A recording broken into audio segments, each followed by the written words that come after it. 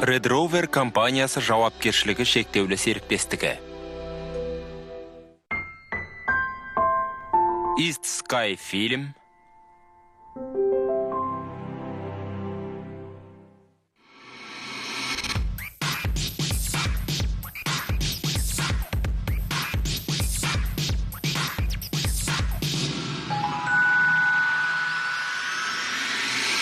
Және Emuse Entertainment шығарған.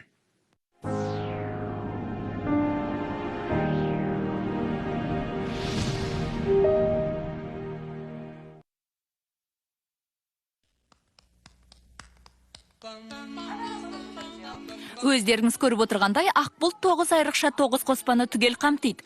Жібектей жұмсақ тері сізді естен кетпес ерекше әсерге бөлейді. Аз ғана алып, өзіңізде көріңіз. Сондай жұмсақ. Шынында да өте жұмсақ. Сіздің де көргіңіз келе ме? Әрине көргім келеді. Жұмсақтығы сонша, әр жанасудың рахатын сезесіз. Бұл сондай керемет. Менің де ұстағым келеді. Сізді де ерекше әсерге бөлейді. Мұны тек сезіп көру қажет. Иә, көргім келеді. Көргім келеді. О! Не істеп отырсың? Қош келдіңіз, мәртебелім. Әлемде не болып жатқанын қарасаңшы. Валюта курсы ауытқып, бағалар көтеріліп барады. Сонымен бірге жұмыссыздардың да саны өсіп кеткен. Сен де солардың бір емессің бе?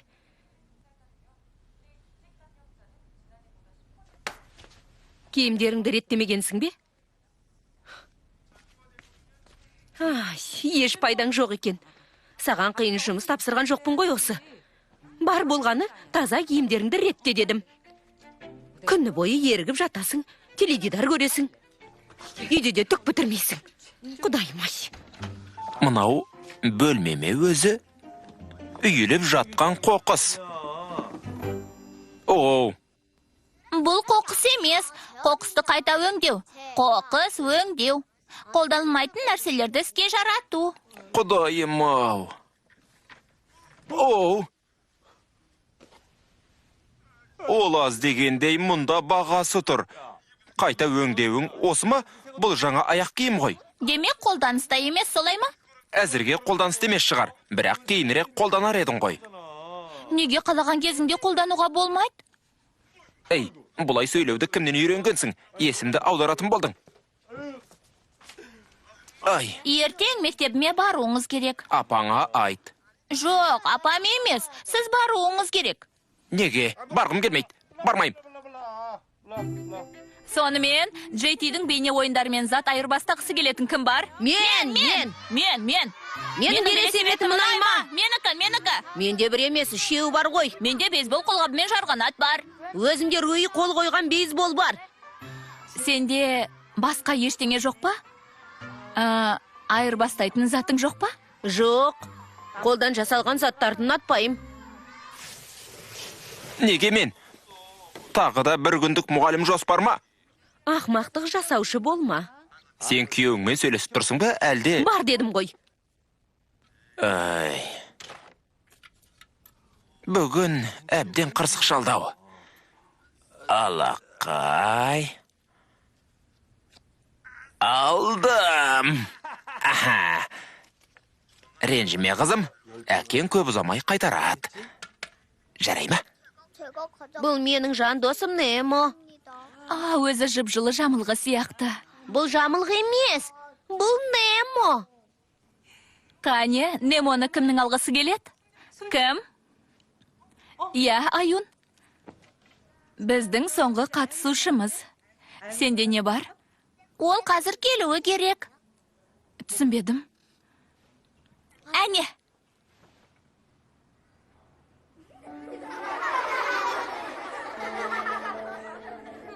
Бұл менің әкем Чатеман. Жасы 39-да. Сеул ұлттық университетін бітірген.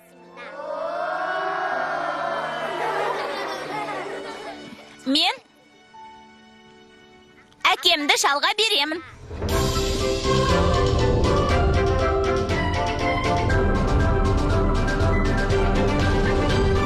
Әкемді жалға беремін. Болмайды, Аюн. Әкеңді сыналмайсың.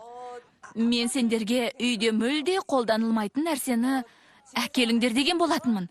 Мұның ыңғайсыз болады. Бұлай болмайды. Әкем сондай ғой. Адам баласына пайдаң жоқ екен. Апам оған үнемі солай дейді. Солай ма? Оны мен алам. Менен басқа балалардың бәрі өз үлестерін алды. Сондықтан сізді менің алуым керек. Не дейді? Менің қолым тимейді. Кешірім өтінем. Кешіріңіз.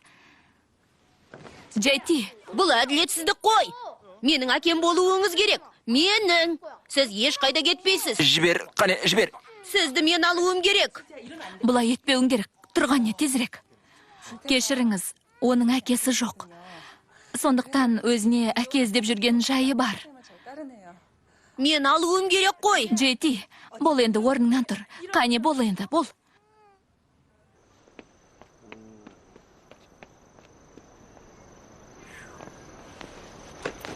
Тездетіңіз, мырза. Ой. Қызық болды. Ой, өте ыңғайлы төсек екен. Өзіңе әкелмегенсің бе? Сіз келіп едіңіз, соғанда тойып қалдым.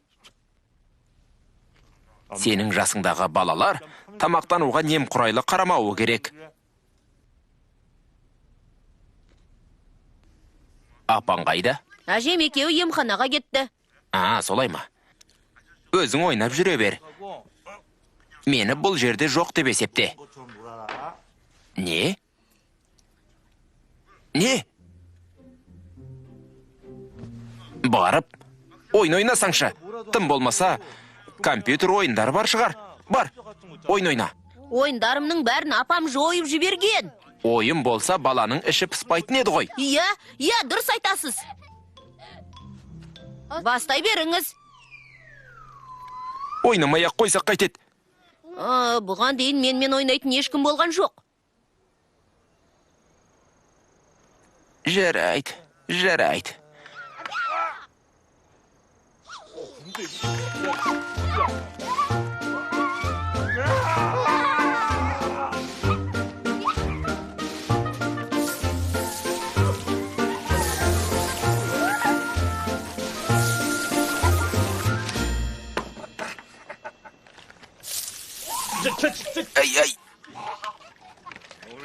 Қап сені ме? Жеңілдіңіз. Ей!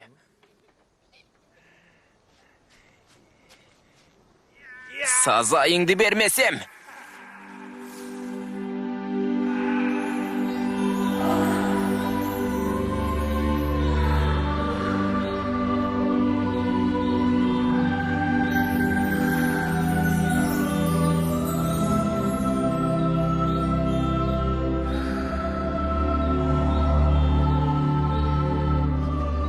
Сіз кімсіз?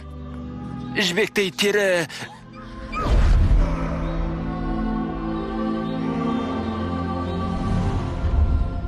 Джейти, үйге бөтен адамдарды кіргізбеуге тиіссің. Ол бөтен адам емес қой, Аюның әкесі. Жарнамадағы кейпіңізден де әдемі екенсіз. Сіздің табынушыңызбын, Миюн ханым. Қасыңыздың үстін жарақаттап алыпсыз. Ауырып тұрған жоқ па? Жарақат болған соң қанайды емес пе? Қалай болғанда да көмегіңізге рахмет. Және бұл енді қайталанбас деп үміттенем. Иә.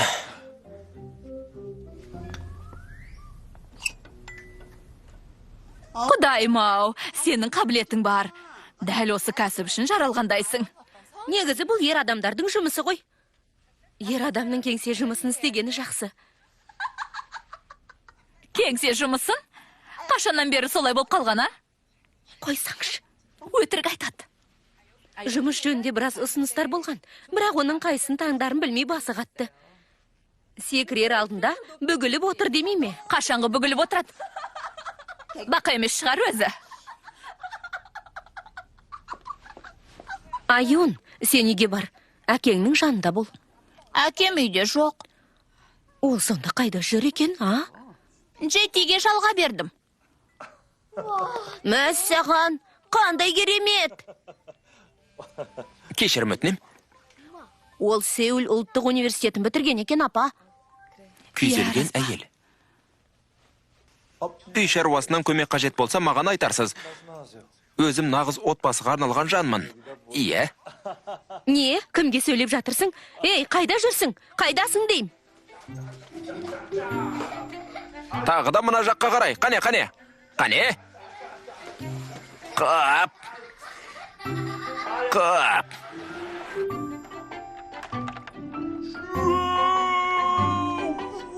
Алақай!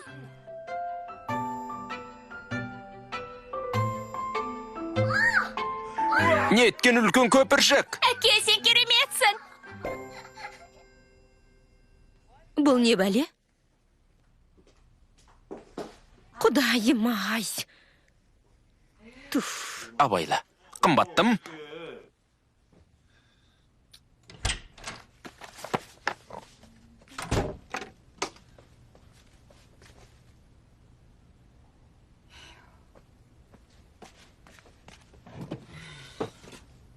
Бүгін шаштаразға не үшін келдің?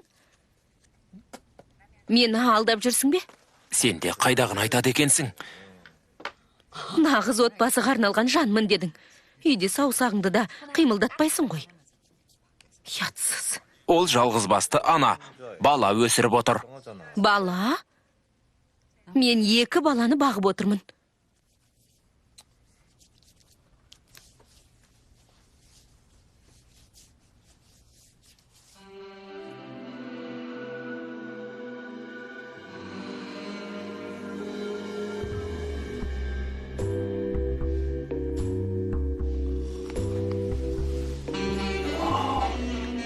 Қымбаттым. Бүгін көңілімді көтергелі отырған сияқтысың ғой. Маған ақша әкеп берсеңші. Әлі де сұлу екенімді білесің. Бүгінгі түнді естен кетпестей өткізіп көрейікші. Мұның не?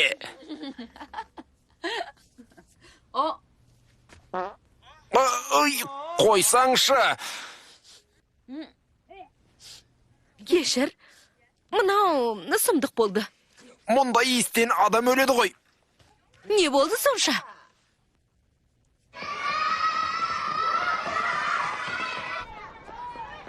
Аюн, маған әкең қатты ұнады. Ал мен одан әбден жалғып кеткем. Сені күні бойы ойната ма? Тіпті ұйықтарда да жуынбайды екен. Соны ерлікке балап тұрсың ба? Әкеңді күнде жалға беріп тұрш. Өтінем, қазір тоқтай тұр. Мінекей. Мынау сенің әкеңе, оған апам беріп жіберді.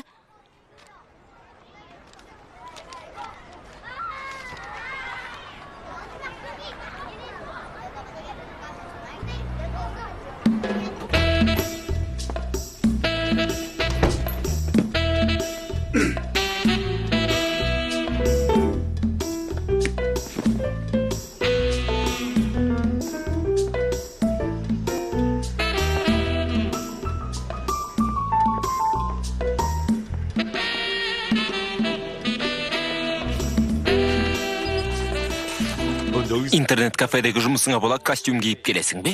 Солай ма? Адамның әлеуметтік өмірі мен жеке өмірінің арасында айырмашылық болуы керек. Иә. Оған еш күмәнім жоқ.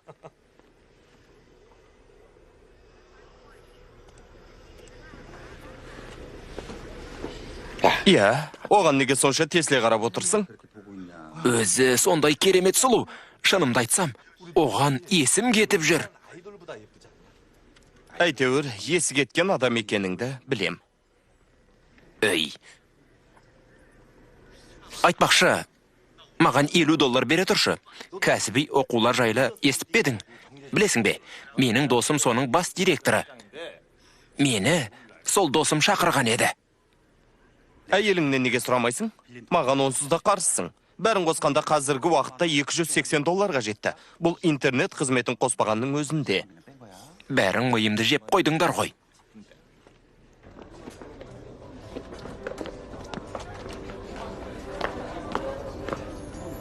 Жұмысты түсініп алдың ғой, иә? Жолда абай болыңыз. Ішпейтін болсақ, осы кездесудің несі керек? Сәлем. Сәлем. Кездеспегелі көп болды, иә? Иә, тап солай. Мен бір жерді білем.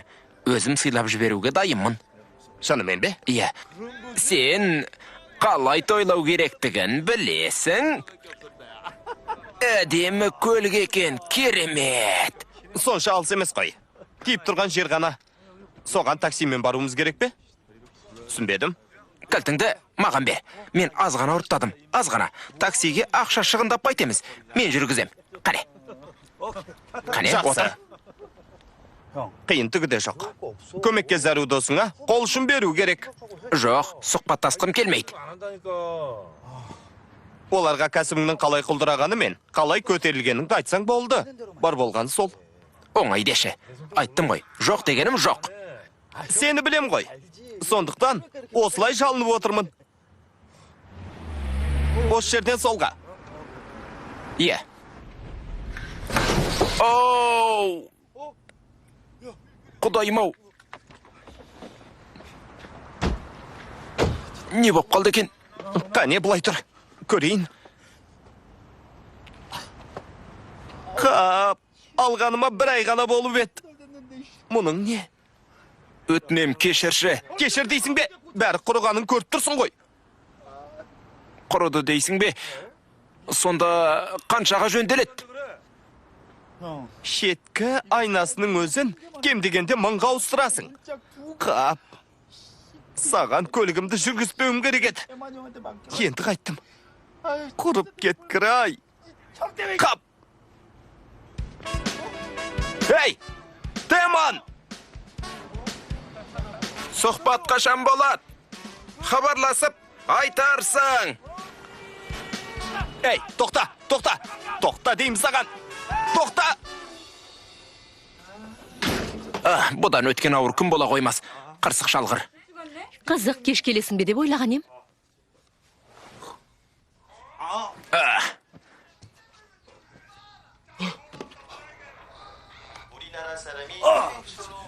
Теледидарды мен көріп отырмын ғой. Сонымен қайсысы дұрыс? Үшіншісі. Достарыңмен қалай сөйлестің?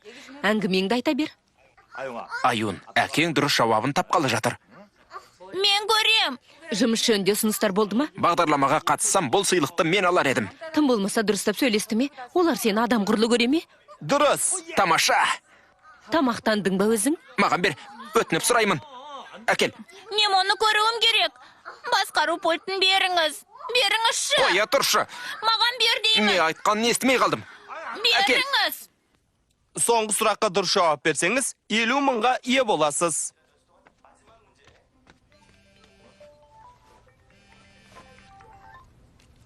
여보세요? Алло? Ие? Не? Тап қазір ме? Ақылыңнан адастың ба? Мазамды алма, ұқтың ба? Дұрыс емес. Олай болса, дұрыс жауабын айтайын. Бағдарлама аяқталып қойды ғой. Қандай сұрақ қойды? Мен жауап бере алар едім. Бұл не? Сізге Джейтидің апасы беріп жіберіпті. Мейюн ханым ба? Бұл не, хат па? Мұны алмауың керек еді ғой. Джейтиге апарып бер. Апармаймын. Керек болса, өзіңіз апарып беріңіз. Ай.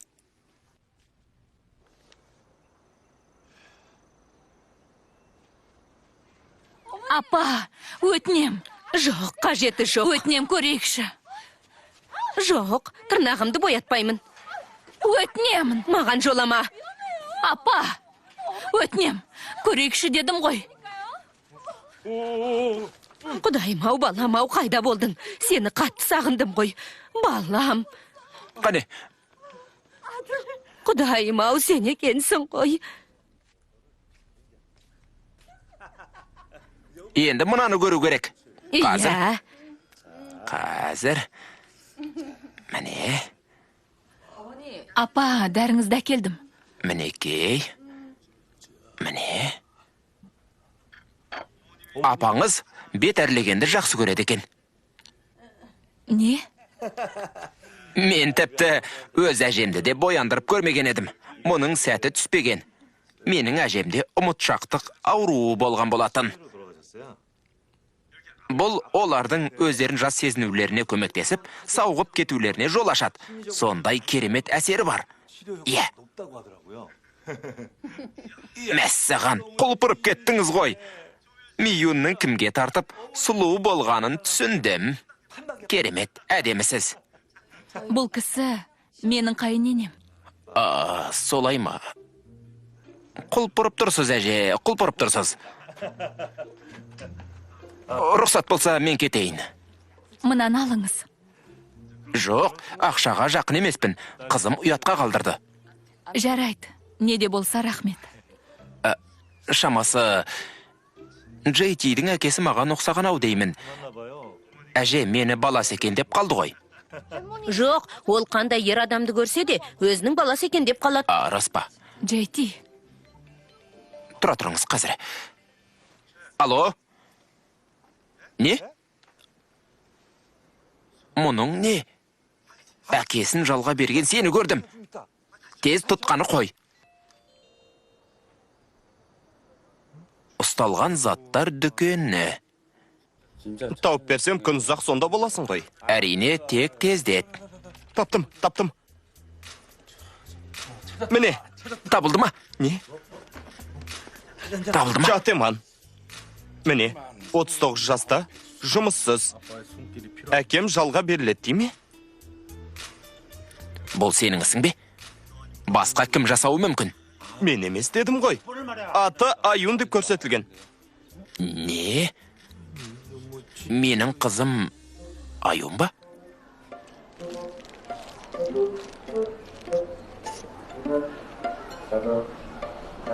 қайта толтырып бер.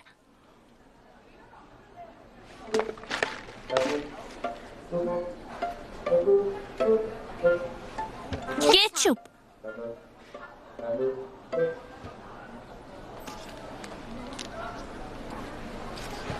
Әкеңді сату қылмыс боп саналады. Сол үшін тұтқындалуың мүмкін. Осыны сен білесің бе?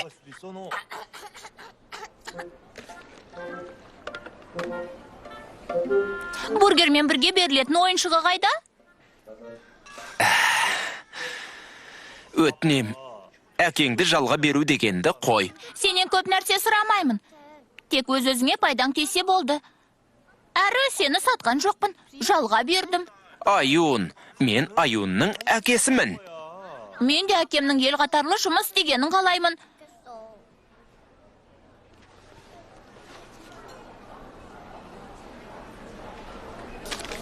Кешкі сағат 8-де Хонгек үйінде болуын керек. А?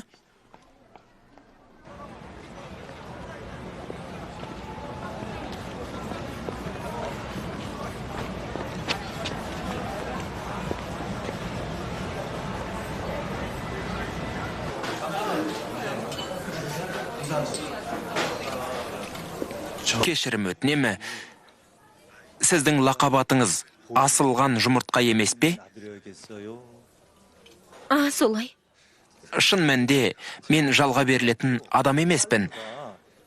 Ондай жұмыс істемеймін. Мұны ойлап тапқан қызым ғой. Өтініп сұрайым.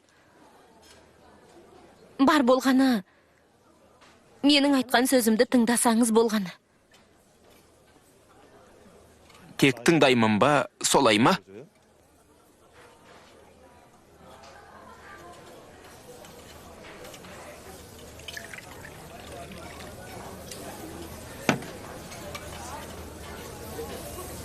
Әке, тым көп уақыт өтіп кетті. Сені қалай сағынғанымды білсең ғой. Өзің біраз қартайған шығарсың.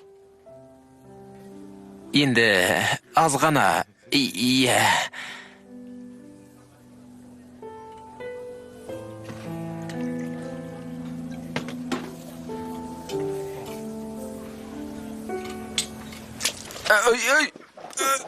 мұның не?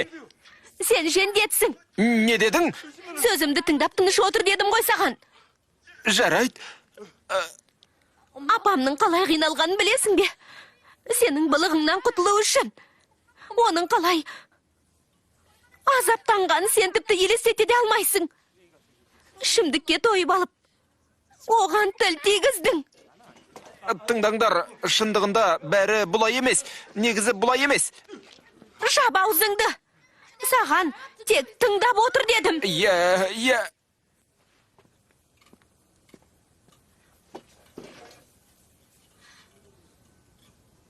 Сен апамның түбіне жеттің. Қандай арамзасың.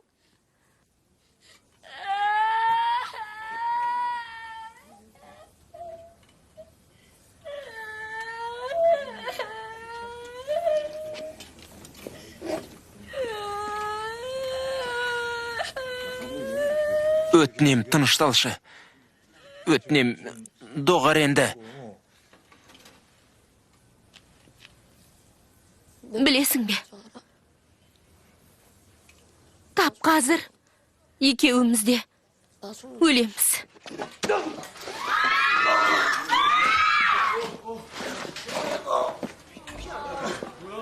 Өтінем, полиция шақырыңдар. Полицияға хабарласыңдар.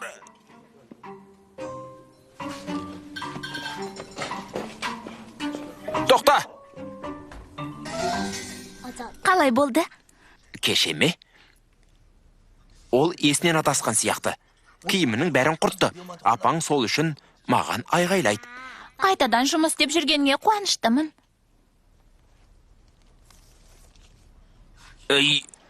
Айуын мектепке кешігетін болдың. О, бұл не? Мектепке дайындал, кешігесің. Ескі аяқ киіммен жүріп ұятқа қалатын болдың. Ұятқа қалған нес? Мен кеттім, әке. Сағат 10-да. Жарай ма?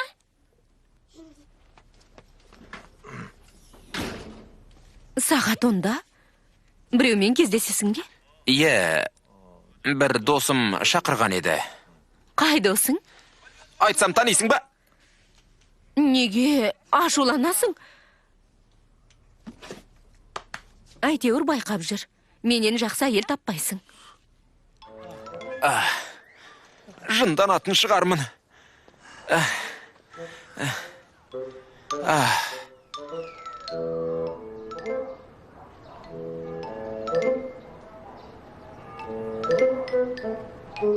Оқисың ба? Оқудан шықтым. Жас қыздың аяғы ауырлап қалғанын білсе, жұрт не дейді? Түсінікті. Отбасың қайда? Апам кішкентай кезінде қайтыс болған. Ал әкем... Сізге осының бәрін айтуым керек пе? Жоқ. Кешірім өтінем. Сіз мені суым кетіп қалғанда емханаға апарсаңыз болды. Басқа еш нәрсенің қажеті жоқ.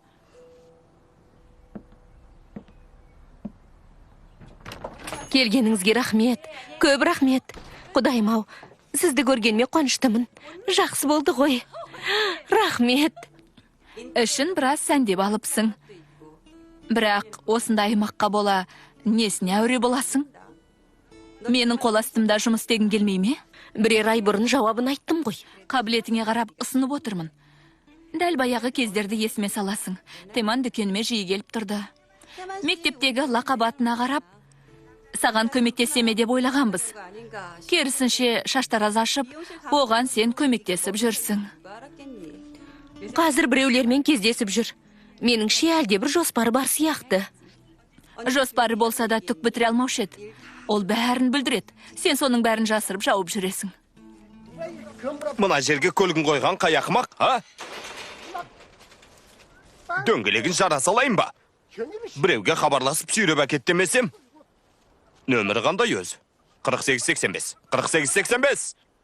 4885. Мұндағы жұмыстар қалай жүріп жатыр? Тұрақты клиенттерім бар. Ғимаратымның алдында тұрған көлік сіздердікі ме? 48-85. Иә, менікі. Қолыңыз бос емес пе? Отыра тұрыңыз. Жарайды. Қазір. Шаш боятасыз ба? Қызыңыз ақштан келді солай ма? Мұнда сол үшін жүрсіз бе? Қазір тоқтай тұрыңыз. Кешендеріңізді кеңейтіп жатқан көрінесіздер. Көршілер жалға беру құнын көтерді. Тым болмаса 10 мың қосып төлесеңіздер. Осы айда келісімді жаңартамыз. 10 мың? Сізге айттым ғой. 그렇게 알고 있어.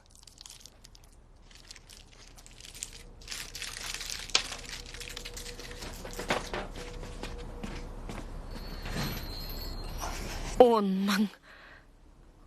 Айтуға оңай шығар. Бұл айта жүретін әңгіме болды. Қысқасы, соя тұздығы қосылған балық бәліші ғой. Солай деп айтар едім. Сонда, сіздің жұмыс істемегеніңізге 10 жылдан астам уақыт өткен бе? Солай ма? Мен болдым. Жетер. Теман, Сұрақтары шектен шығып кетті ғой. Әдетте адамдар біраз демалған соң қайтадан жұмысқа шығады.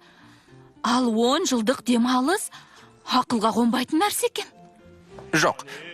Айтып тұрмын ғой. 10 жыл бір күнде өте шықты. Осы жылдар бойы еш нәрсе істегісі келмеді дейсіз бе? Күндер зулап өте шықты. мынаны қалай төлемекшісің? Қалай төлейсің? Сұрағымды сәл өзгертейін. Бір іспен 10 жыл айналыссаң, түбінде маман боласың. 10 жылдың ішінде ешбір қабілетіңізді байқамадыңыз ба сонда? Болды, жетер. Өтінем, өтінем. Өй! Тағы ма? Бұл әзілің болар. Өзі су жаңа нәрсет. Сен тағы да. Ей, Теман! Ей, Теман, бұл қалай болғаны? Қоңырау шаларсың. Ей, Теман! Ай! Бұл... Ненің құрметіне? Апаң ауыр қалған ба?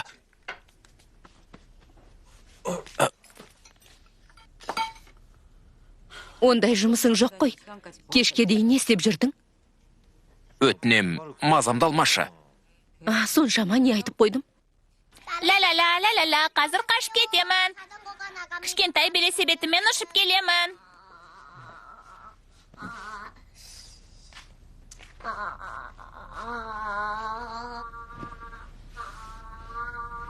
Баланың көзінше байқап сөйлесуіміз керек.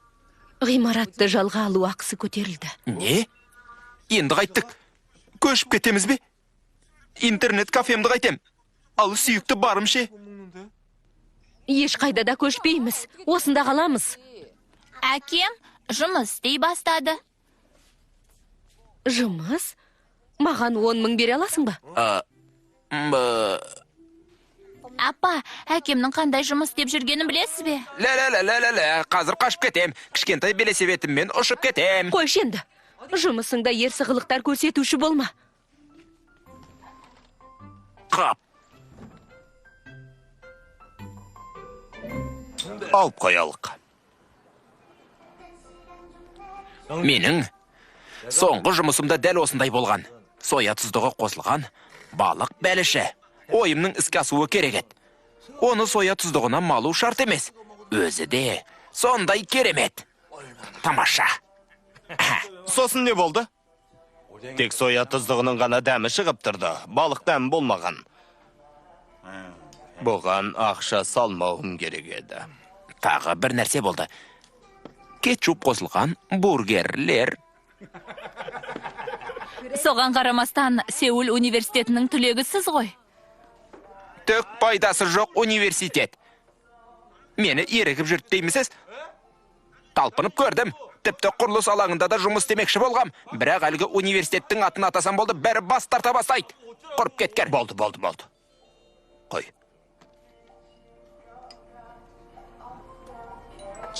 Жөндеу жұмыстарына $7,000 кетеді. Төленемесе сұхбаттасуға кел. Ой, сенде.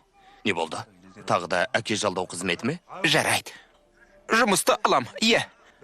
Қазы мұрнеме миымды жеп қойды. Қанекей! Расымен барасың ба? Ал бастаймыз! Кірсеміз! Жұмыстан босамай қызымның мектебіне барған емеспін. Мені ешкім танымайды. Бар болғаны асханада тағам үлестіру қызметін атқарып беруіңіз керек. Қызыма бәрін айттым. Қолыңнан келе ме?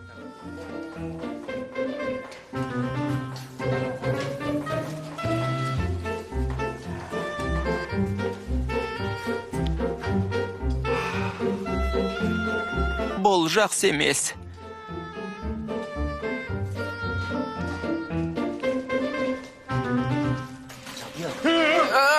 Кешірім өтінем.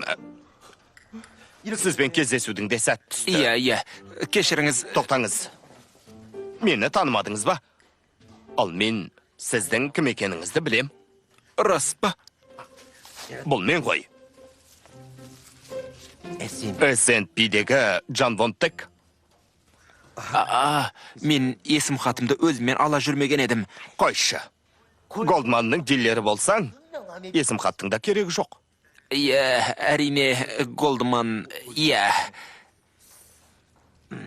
Сізге жағдайымды айтып берейін. Өткен аптада еуроның ақш долларымен қатынас құны 1,10 мыңнан 3,885-ке келіп тірелді. Бірақ нарықтық құн 3 бағамның арасында ауытқуда. Брокерлігі ұсыныс құны 1,10 мыңнан 3,886-дан төмендеп кетсе, сіз не істер едіңіз? Өзіңіз білесіз, үздіксіз сатылым тапсырысы брокерлігі ұсыныс құнынан асып кетсе. Бұл нағыз тозақпен тең. Иә, тозақ қой. Мұндайда сіз не істер едіңіз? Тірі жанға тіс жармаймын. Сатасыз ба? Сатып аласыз ба? Соны айтыңызшы.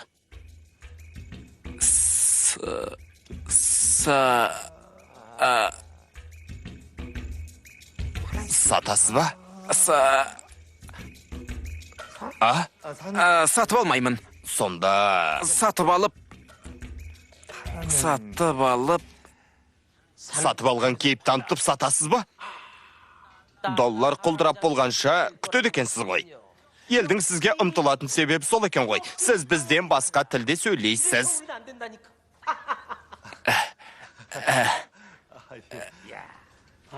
Мінекей, ас болсын. Ас болсын. Ал, Әке! қызым, күнім менің. Тамағын ше ғой. Бара ғой. Аруми, әкеңнің келгеніне қуанышты шығарсың.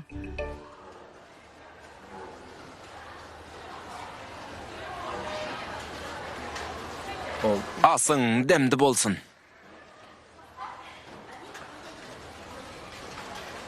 Қайда қарап тұрсыз? Өзіңізді қолға алыңыз. Иә. Келесі. Тағы салыңызшы, тағы біреуін салыңыз. Тауысқан соң келесің. Не болды, соны да аяйсыз ба? Құдайым-ау. Келесі.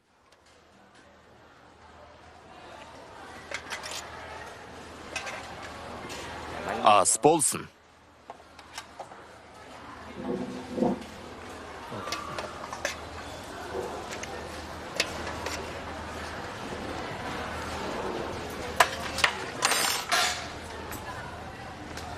Мәссаған, кешір. Анау, сіздің қызыңыз емес пе? Аруми ғой.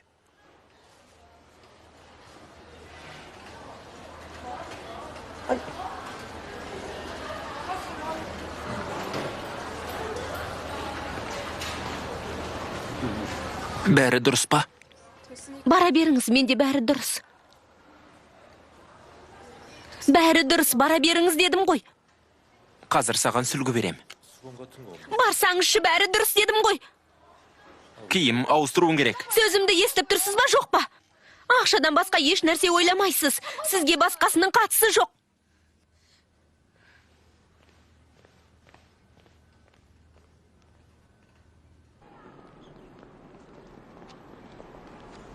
Әуре қылғанымыз үшін кешіріңіз. Күніңіз жақсы өтсін. Жұмыстан қолыңыз тимейтін болар. Қарбаласып жүресіз.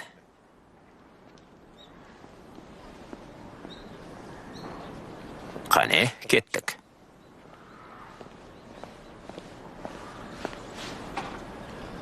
Қарапайым тапсырманы орындай алмайсыз ба? Бұл негізі Мынауыңыз ұят қой. ұят дедіңіз бе?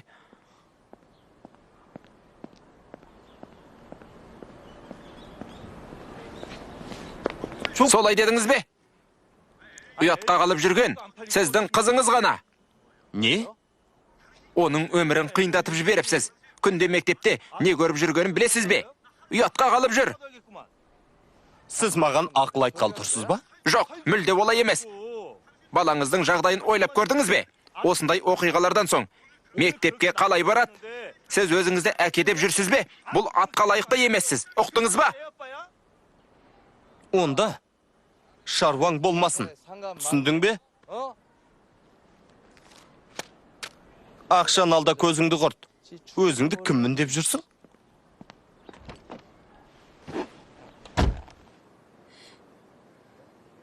Ол бөтен біреу болса да жанашырлық танытты. Ал сіз ше, әке? Сіздің жаныңыз ашымай ма?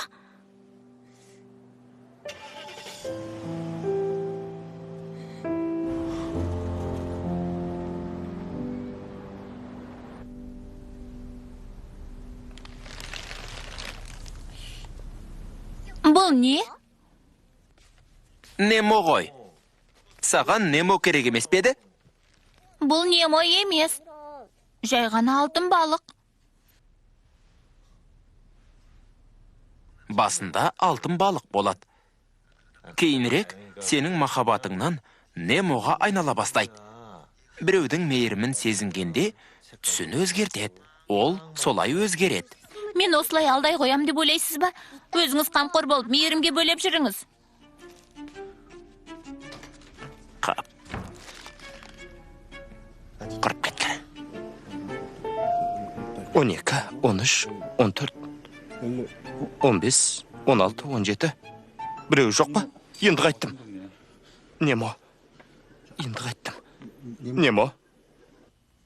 Мені қаншалық жақсы көресің? Айтшы. Сені өмірде бәрінен артық көрем деп айтшы.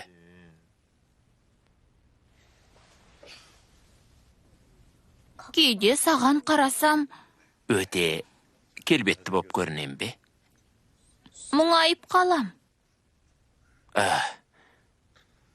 Қане? Әкеңе бесік жырын айтып берші. Қане? Жарайт, тек осы жолы ғана. Алақай! Жалт-жұлт еткен жұлдызым, көріндің аспан төрінен. Таң қалдырдың мені өзің, асқан жарық сәулеңмен. Жарқырайсың.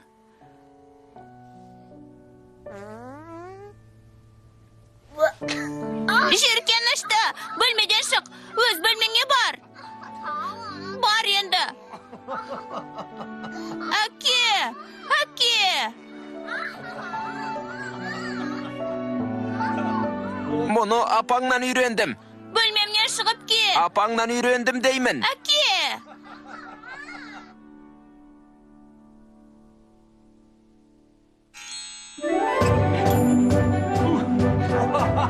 Алақай! Алақай. Гүл жеткізу қызметі. Бұл қандай гүл? Ең жақсысын әкелдік. Қайда апару керек?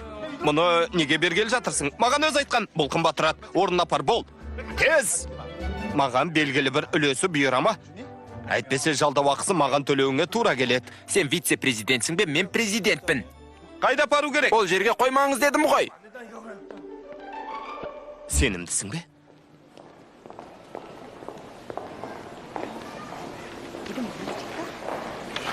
Келесі жолы олар қан сараптамасын жасап береді. Қайда қарап отырсың? Мұнда жиі келу шарт па? Қарашы, екеуің ұқсайсыңдар, солай емес пе? Мұның қажеті жоқ. Оны жалғыз тәрбиелей алмаймын. Не? Баланы баға алмайсың ба? Онда әкесі қарайды ғой. Сондай адамды әке деп атауға да бола қоймас. Жарайды, тек бұған араласпасаңыз болғаны.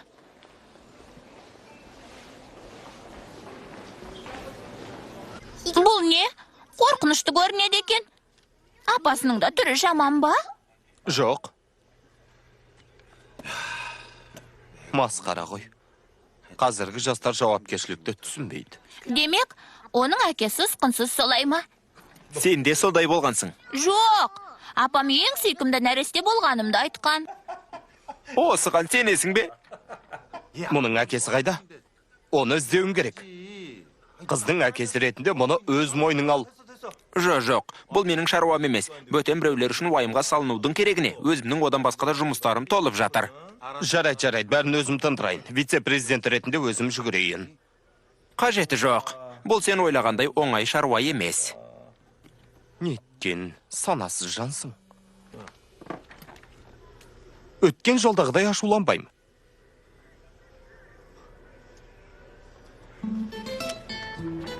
Көмектесші. Жарай ма? Қалай қарайсың? А?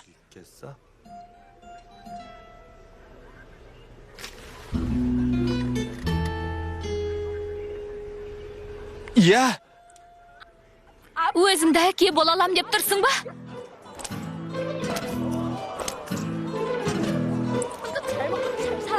Аурама? Қалай? Сендер өз жөндеріңе кете берсеңдерші. Түк емес, оған ештеңе болмайды. Қалай екен, аурама? Деман. Құдайым-ау, бір өзің аман сақтай көр. Мұның орнына ақша берейін. Енді қайтер екенсің? Не? Тоқта. Қайда кетіп барасың? Шынымен де ақымақ екен. Сөйтіп осы уақытқа дейін жалғыз болдың ба? Иә. Сізге рахмет. Мен өзімді қолдаған адамдарды құрметтеймін. Рас па? Қызметімізді бағалағаның үшін көп рахмет. Тұратын үй жайың бар ма? Жоқ, жақсы, сенің әкең ретінде енді өзім қамқорлық жасайым. Ертеңнен бастап интернет-кафеде мына адамның қол астында жұмыс істейсің. Не? Кімнің бұйрығымен? Айтқанымды орында, естідіңдер ғой. Болды. Құдайым-ау, қиырады. Қане, ояншы. Мен мұнда неғып отырмын, а? Не істеп отырмын? Деман. Оянар емес.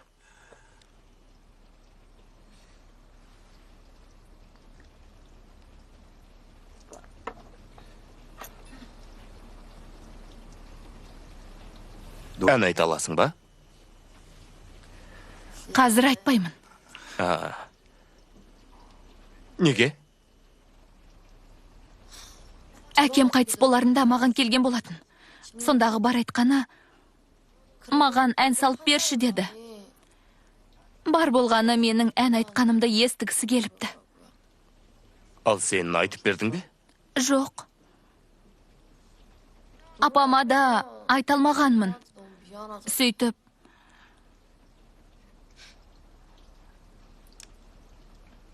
үш күннен соң әкем дүние салды.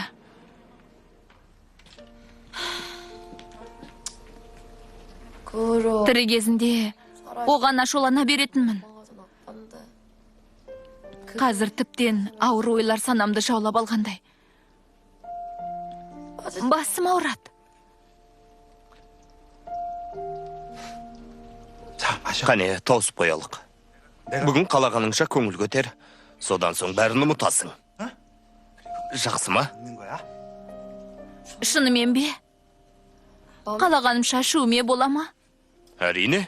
Қане, кел, алып қояйық. Қане, ұста.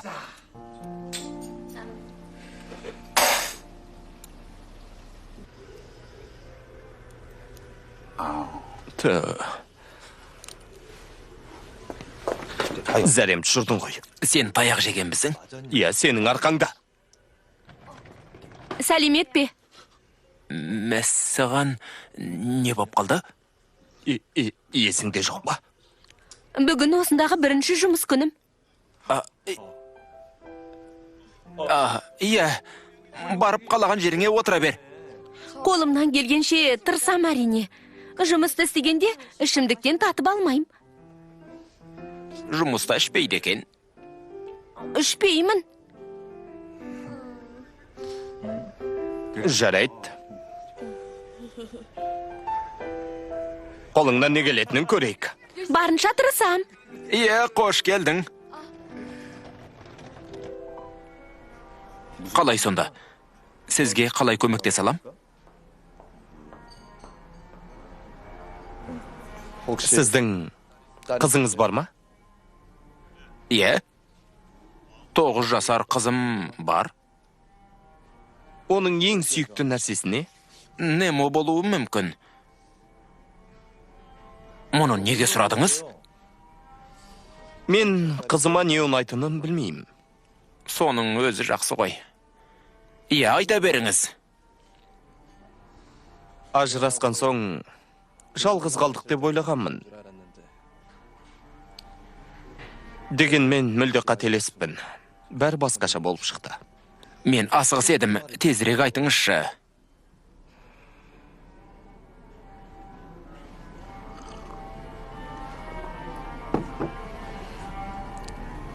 Қызыма ұнайтындай сыйлық таңдап беріңізші. Сізден көмек сұрайым. Өтініп сұрайым.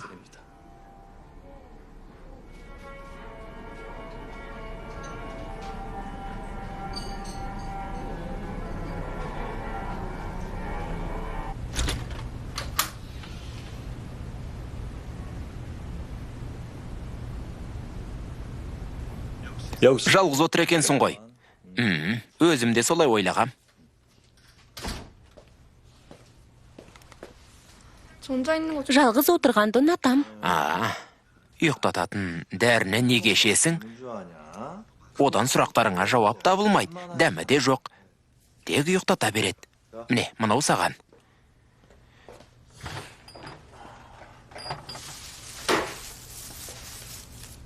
Өзің бұл жөнінде естіп пе едің? Мұны қыздардың бәрі оқуы керек. Естімеп пе едің? Айтсаңшы. Өміріңе қажет нұсқаулық. Мұндайды естімеппін. Қойшы. Өзі өте күлкілі әңгіме екен. Керемет. Біреуін бітірмей, екіншісін бастамайым. Жақсы әңгіме. Маған сенсең болды. Жарайды. Оқып болған соң, маған қоңырау шаларсың. Жақсы ма?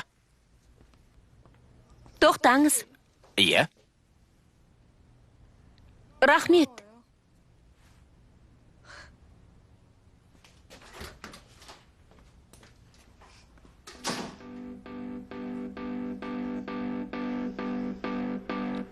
Қара, қара.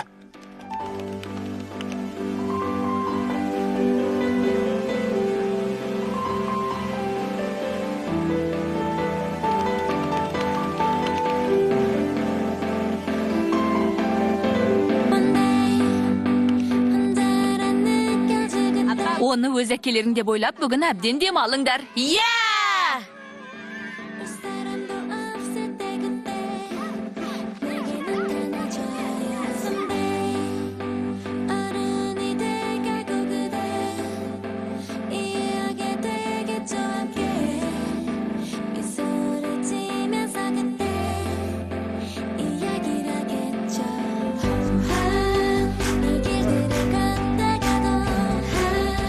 숨을 쉴 수 있는 곳에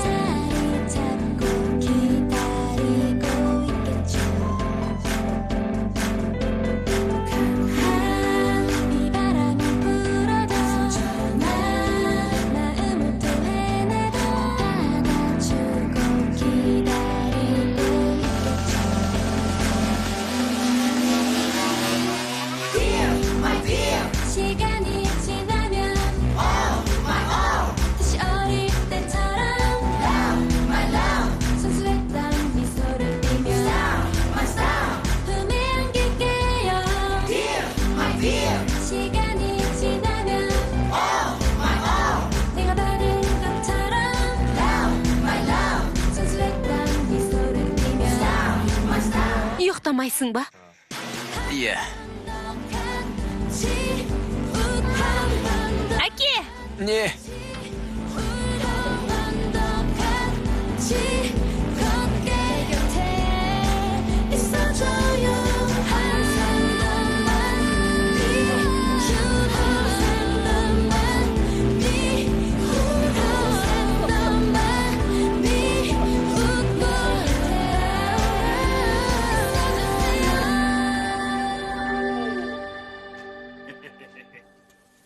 Қане, ала ғой.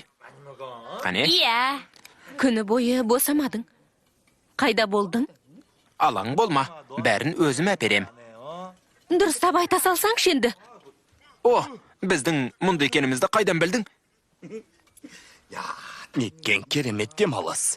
Сәлем, сен бірдеңе білесің бе? Әрине білем. Жоқ, мүлде білмеймін. Сөзіңнен тайма, мінезімді ендігі көрген шығарсың. Досың не істеп жүр? Жарайды, өзім айтам. Онсыз да уақыты келгенде айтқалы жүргем. Міне.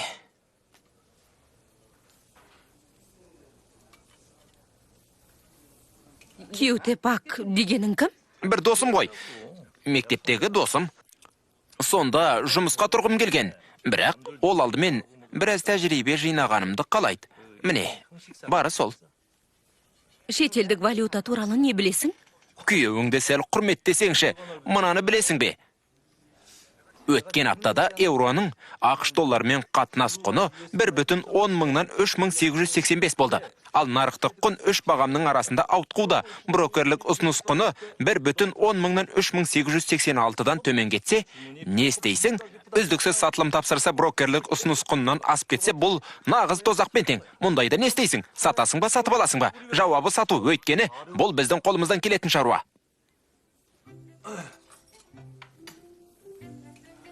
Мерекені бастайық. Қойып берші. Голдман.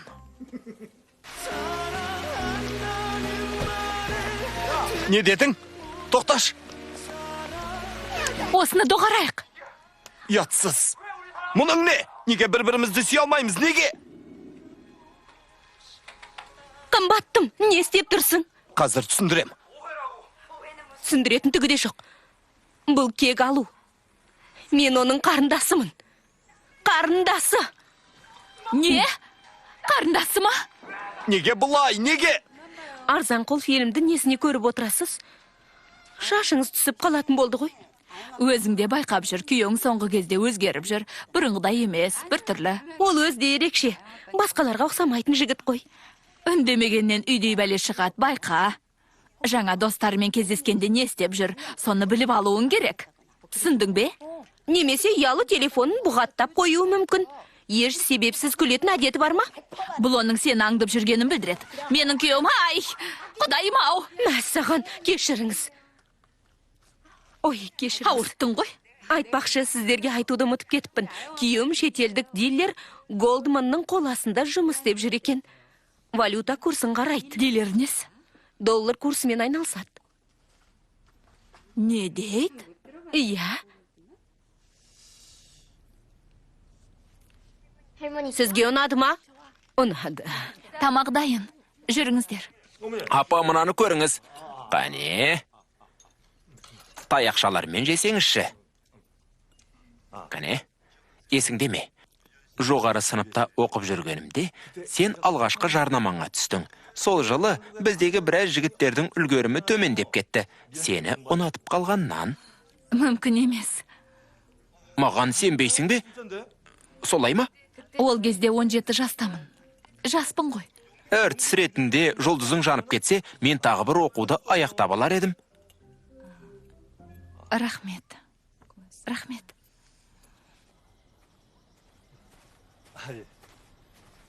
Көп рахмет. Джейтидің әкесі үлгілі ұл болған сияқты. Апасының тырнағын бояп жүрсе... Иә. Содан да болар, мен қанша рет бояп көрейін десем де, апасы бұдан бас тартады. Айтуынша, мен осы үйге жамандыға келген көрінем. Қызық болғанда, Осының бәрі өз әжемді есіме салып жатыр. Ол маған өте қамқор болған. Атанам қайтыс болған соң, мені әжем асырап бақты. Ол кісінің мен үшін орны ерекше. Тіпті Сеул университетінде оқығаным да әжемнің арқасында. Қалай сонда? Ол мектепте жақсы баға алсам, қатты қуанатын. Әжемнің күлімдеп жүруі үшін барымды салдым. Апа,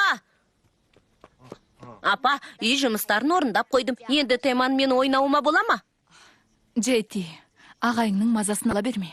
Туған күнімде онымен бірге бейсбол көруге барайынша. Бізбен барасың ғой, өтінем. Иә? Барасың ғой, солай ма? Барам дедің бе? Шынымен бе? Алақай, бейсболға барамыз. Бүгін оған не болғанын білмейм.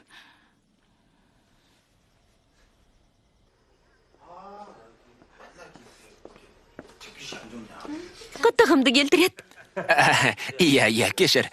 Тез жағыла қоймайды. Сыртқа шығуың керек еді ғой, ергіп отырғаның не? Бара тұршы. Барда қоқысты шығарып кел. Жарайт, қазір. Тоқта, әлі дайын емес. Не? Иә. Дұрыс. Ойын. Қызыма тым қатал қарап жүрген жоқсың ба? Оны өзің көтермеуің керек қой. Не болып қалды? Оған не болған?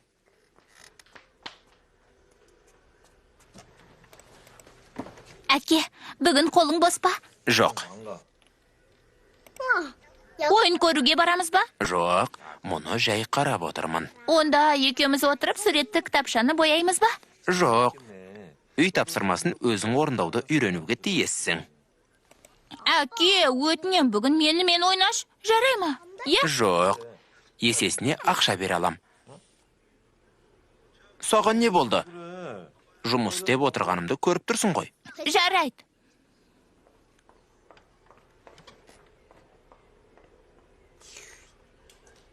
Бәрі дұрыс па? Иә. Аюн, қалың қалай?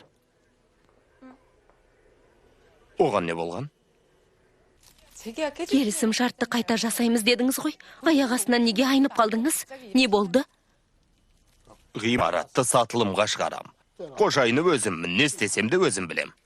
Қызым мені ақышқа кетеді. Басқа амалым бар ма? Енді қайтем. Жағдайымды білесіз ғой. Әлі ақша жинап үлгерген жоқпын. Ішкі безендіру жұмыстары, тұрақты клиенттерім бар. Сөз ұқпайсың ба? Жалдау мерзімің аяқталды. Білдің бе? Ал мен ғимаратымды сатам. Соған көндіге бер. Қызық адам екен?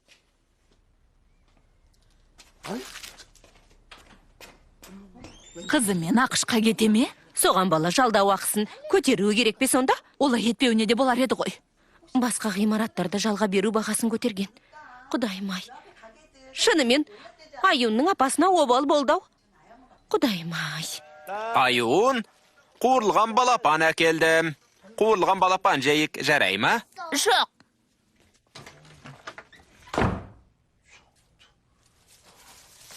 Мұнда неге жарық жоқ? Тұра берсін.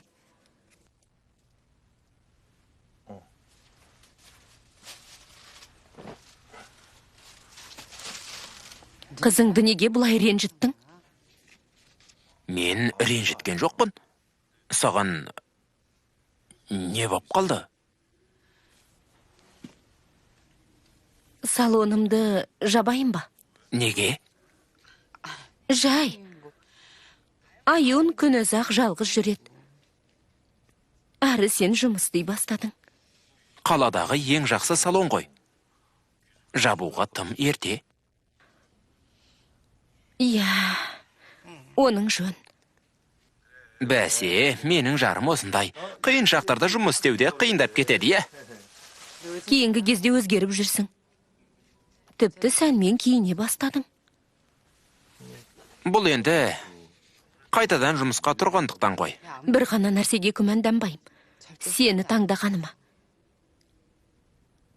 Мені алдамайсың ғой.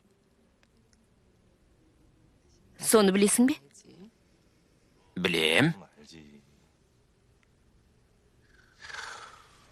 Соның құрметіне мені қазір еркелетші. Одан да тезірек өскенің жақсы. Бар да ұйықта. Жат. Өзі сезімнен құралақан.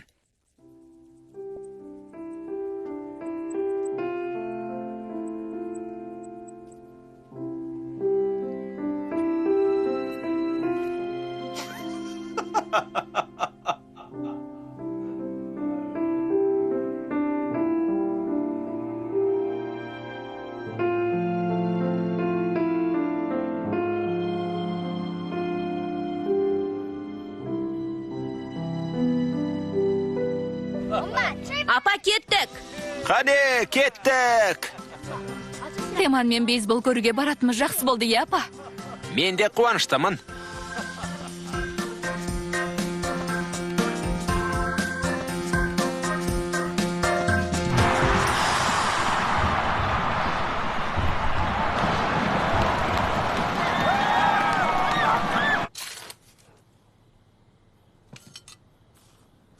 Бұған Теман не деді?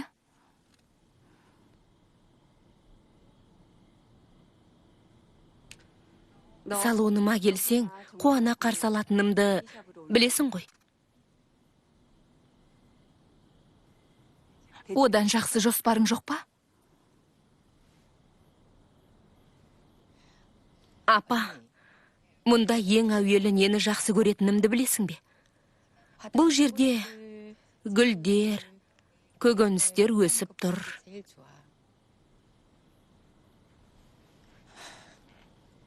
Соны тамашалағанды ұнатам. Салонды жабатын болсақ,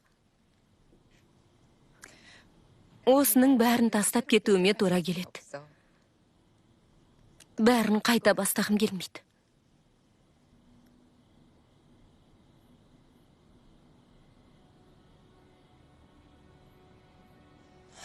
Ондай ниетімде жоқ. Мына өсімдіктерді орнынан қозғасам, қурап қалады ғой. Олар да мен сияқты.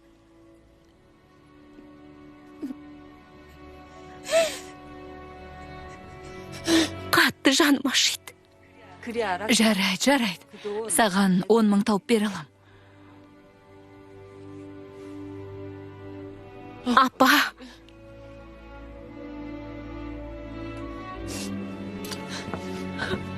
Апа! Көп рахмет.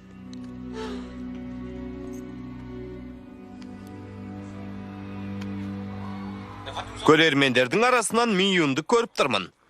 Дәл баяғы сұлу қалпы.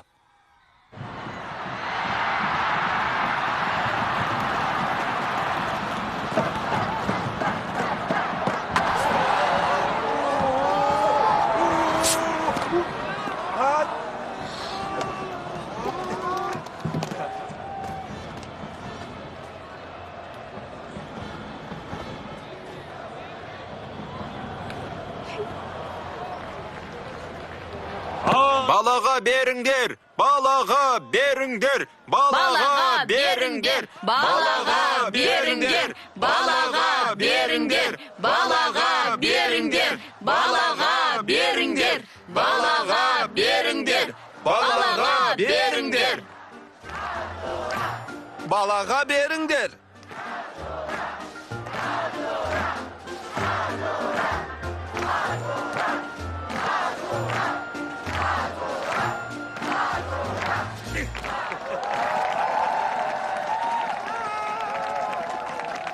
Алақай. Апа, мына допқа қараш. Е, жақсы.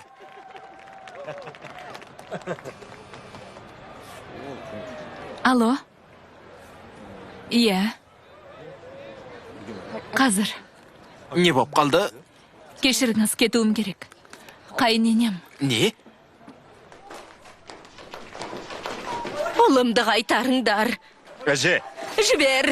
әже, әже, Ұлым қайда? тоқтаңыз.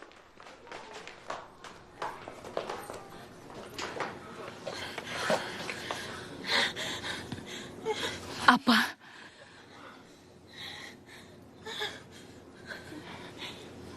Бәрі дұрыс па? Не болды? Жібер мені. Не болды? Бәрі дұрыс па?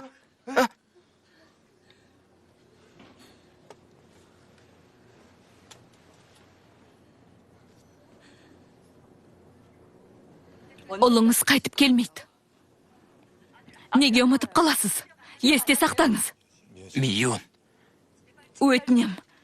Есіңізді жиыңыз. Мен қатты шаршадым.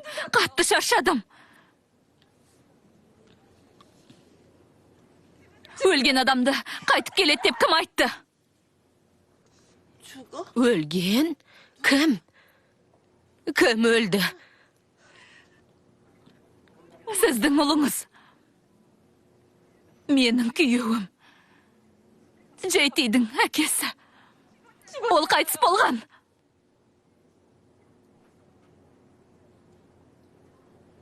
Менің балам ба? Балам.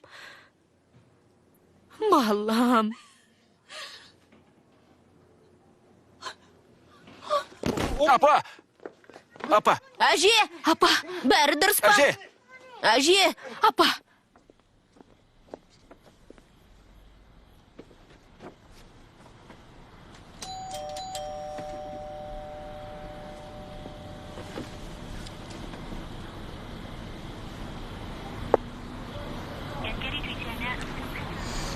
Неге телефонға жауап бермейді?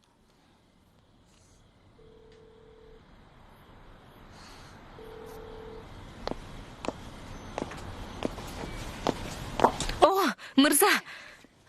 Қызыңызбен ендігі кездескен шығарсыз. Міне.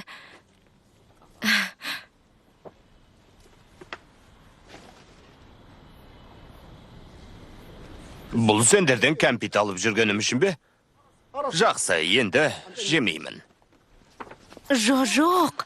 Оны меңзеген жоқпын ғой. Жай ғана сыйлық. Қызыңыздың тойына шағын ғана сыйлығым болсын дегенім.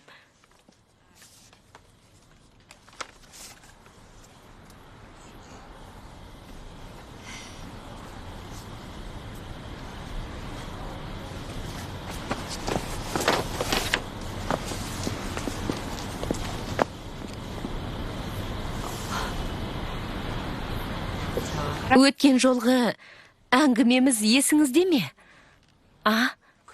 Мынау сол үшін бе? Міне, тап қазір әкете бер. Жоқ, 10 мың таба алатын болдым. Келісімді қайта жасасақ деп едім. Құлағың естімей ме? Кет дедім ғой. Маған тек бағасын айтсаңыз болғаны. Саған айттым ғой, осымен сөз бітті.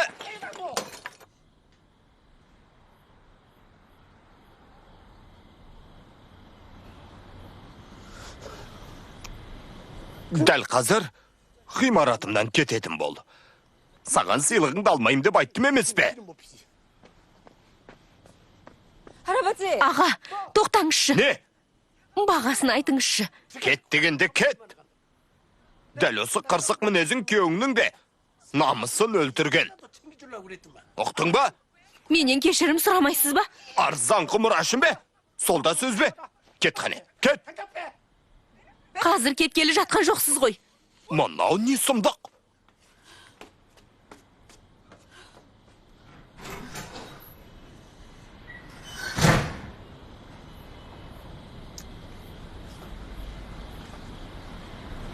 Сәлем, Джейти, қайдасың? не болды? Әкемнің жанында отырғаныңды көрдім. Ол қайда? Емханада болдық. Емханада? Сөйлеп тұрған кім екен? Джей тисің бе?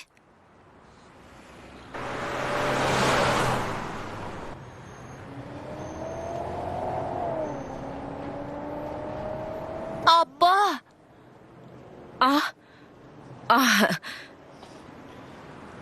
Кешір, жылдамдықты асырып жібердім бе? Әке, апам емханаға бара жатыр. Неге жауап бермейсіз? Әке!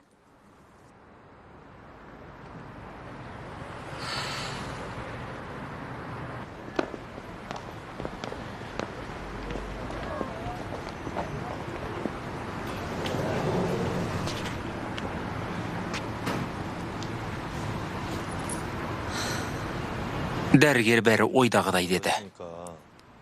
Сондықтан алаңдама. Оны күнде кінәлаймын. Үнемі бір-бірімізге айғайлап, ұрысумен боламыз. Бірақ менің білетінім, мен онсыз өмір сүре алмаймын.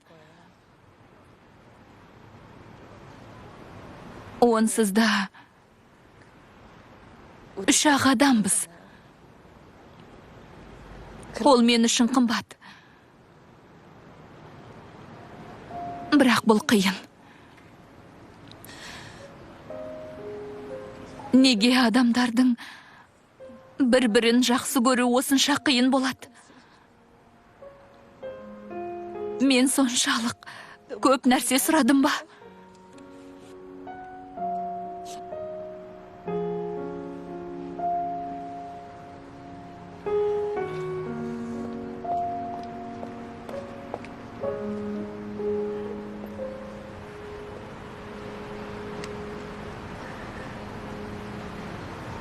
Қымбаттым.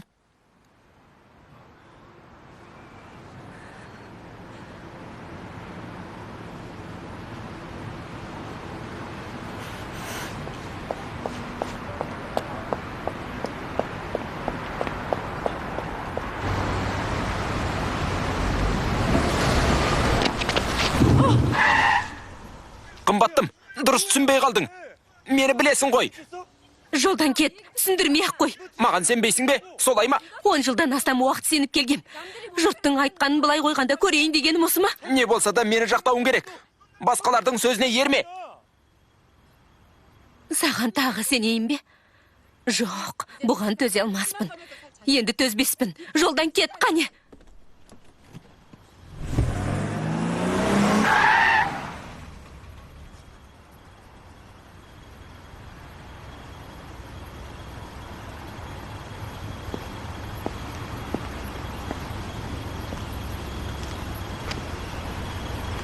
Мені аяғандықтан ғана тастап кетпей жүрдің ғой. Жұмыссыз бейшараға қамқор болу үшін солай емес пе? Дұрыс таптың ба? Сені аяйым. Енді еш нәрсені де түсіндірмей-ақ қой. Осымен доғарайық.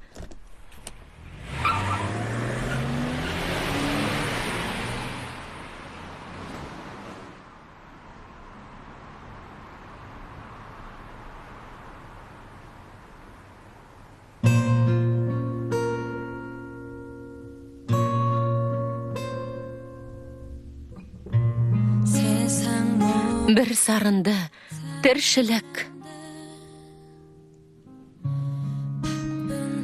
Өткен күннен белгі жоқ. Осы өмірдің әр күнін сағынармыз, күмән жоқ.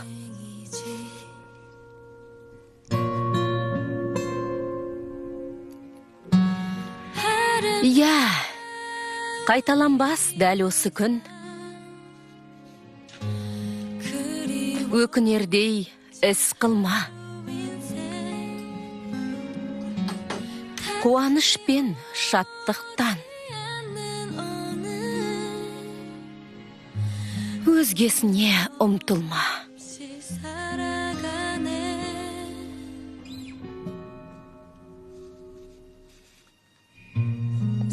Өмір қиын, бірақ та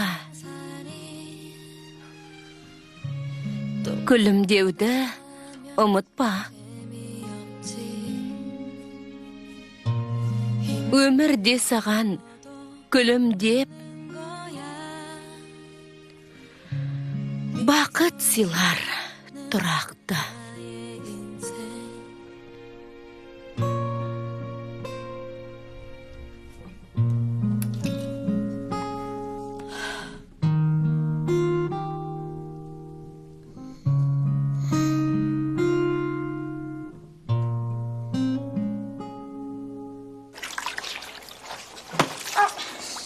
Бұдан былай, менің әкемді жалдамайсың.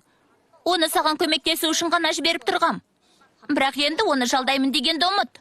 Жоқ, Не? мен әкеңді жақсы көрем. Ол да мені жақсы көреді. Ол менің өз әкем болғанда ғой, тек осыны қалайым.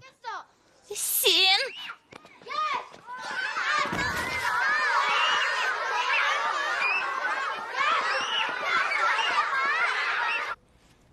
Оған бер алатын заттарымды салып жіберуім керек. 북에서 보내야죠. Бірер күн ойлануыңа болады. Қолымда еш нәрсе жоқ. Жаялықты ала алмаймын. Баланы қалай бағам? Әлде оны асырауға берейін бе? Не? Мұны әкесі біле ме? Оның білгеніне не пайда? Тым болмаса айтуың керек еді ғой.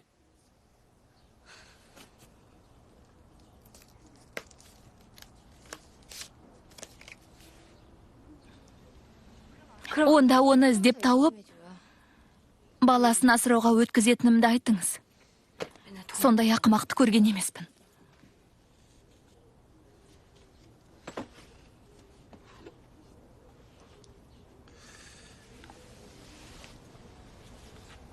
Кешір. Оны мен өзің сөйлесуің керек. Мен өз жұмысымды тындырдым.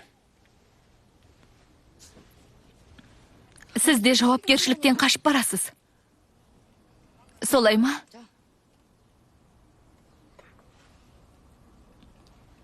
Өзіңізді кінәламаңыз. Менің өз әкем емессіз ғой.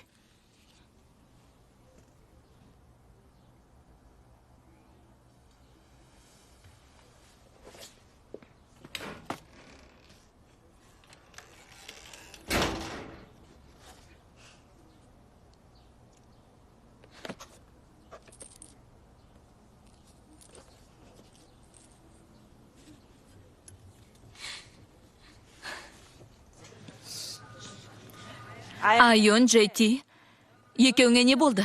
Маған дәл қазір айтып беріңдер. Айон, Сәлеметсіз бе? саған не болды? Ханым, балалардың арасында ренжісіп тұратындары бар. Шынымен бе?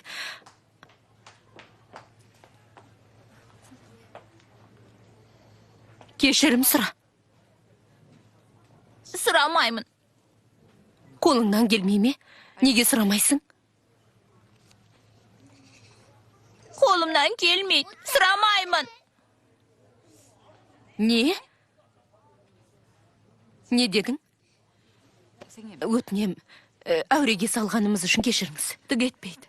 Сау болыңыз, Че ханым. Че ханым, тоқтай тұрыңызшы. Сізге айтар әңгімем жоқ. Сондықтан мазаламауыңызды өтінем.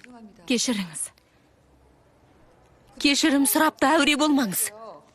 Менің қайыненем Альцгеймер сырқатына шалдыққан. Теман оны алдаусыратып, ұлының кейпін танытып жүр. Не айтып тұрсың?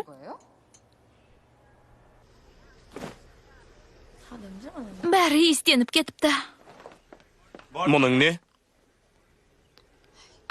Ескі киімдерді тастағалы жатырмын. Иістеніп кетіпті ғой. Сізде осы жыртық костюмдер ғана бар ма? Тігіншінің баласысыз ба осы?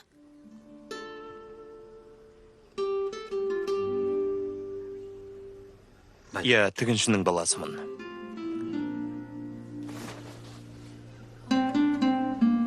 Байғұс әкемнің тігін дүкені болған. Бірақ ол өзін ойламай. Басқаларға киім тігумен өтті. Бар өмірі. Мұны білген жоқпын. Олай дегім келген жоқ еді. Мен оған уәде бергем.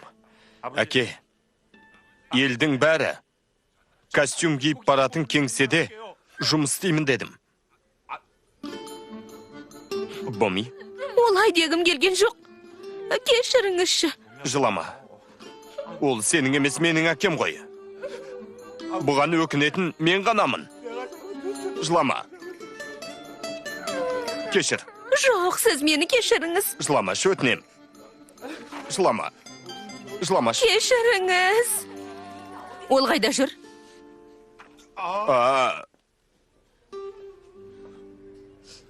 Ол қайда дейм? Теман мұнда емес.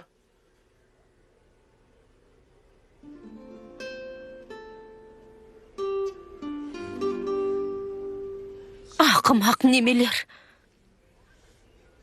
Құдайым-ау, Теман бәлеге қалды.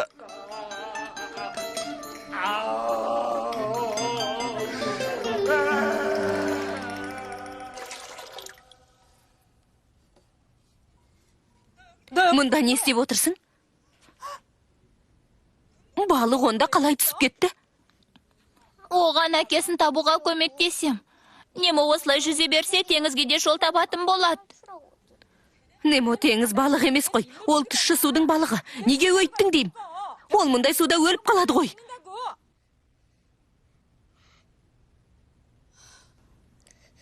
Бұл әкемнің кінәсі емес. Мен кінәлімін. Оны мен мәжбүр еттім. Не нәрсеге?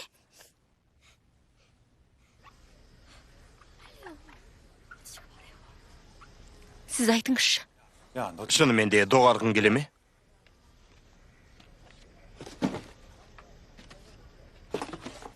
Сен оны сүйесің бе? Жанын жаралайтын болсаң, қазірден ақ жоламағаның дұрыс. Түсіндің бе? Некеде барлық адам бақытты бола бермейді. Басымнан өтті. Біреуді әке ретінде жалдау неткен ақымақтық. Несі ақымақтық? Мен де сізді әке ретінде жалдадым ғой. Сіз мені ақымақ қылып тұрсыз. Мен тіпті өз қызыма да әке бола алмадым. Саған не болып қалды? Әйеліңнің салоны... Жарайды, қойшы. Не? Оның салонына не болды?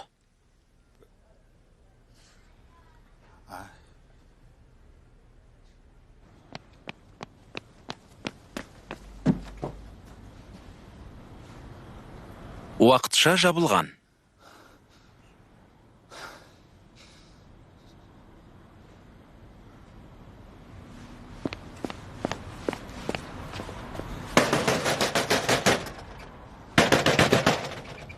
Не болып қалды? Не болды? Кім? Іші тар алжыған шал! Не дедің? Сен өзіңді кіммін деп тұрсың? Көзіңді құрт! Жоқ, кетпейм. Басқа баратын жерім жоқ, түсінікті ме? Не дейдей мұнау? Е! Менің есім ауысқан. Шындыққа төз алмадым. Осы жағдайымызға сен кінәлісің, кәрі шал! Мен полиция шақырам. Е! Шақыр! Топ, қазір кеттейм. Кет бұл жерден, көзіңді құрт. Табаныңды жалтырат. Өтінем, көмектесіңізші, өтінем. Жарыма күйеу, балама заңды әке болуыма көмектесіңізші, ересек адам болуыма көмектесіңіз. Мұны неге менен сұрайсың? Кет! Әйелім маған 10 жылдан астам уақыт төзіп қатты жалыққан. Сол уақытын өтеп беруім керек. Өтінем. Мен қайдан білейін? Оны өзің білесің. Кет енді, кет! Өтінем. Кеттеймін, кет! Өтінем. Тек ісімнің бастамасына ақша бере тұрыңызшы, өтініп сұрайым. Әйелім қатты қиналып жүр. Көмектессеңіз қайтеді. Онда шаруам жоқ. Ендігі түсінген шығарсың. Кет! Өзіңіз еш нәрсеге өкінбейсіз бе? Сізде де сезім бар ғой, солай ма? Біреуді ренжітсеңіз, сізді де біреу ренжітеді. Ей, Әкетай, бәрі дұрыс па? Әкетай! Ей! Көнжу ақш емес пе? Не? Не дедің? Ақшқа кетпейсіз бе?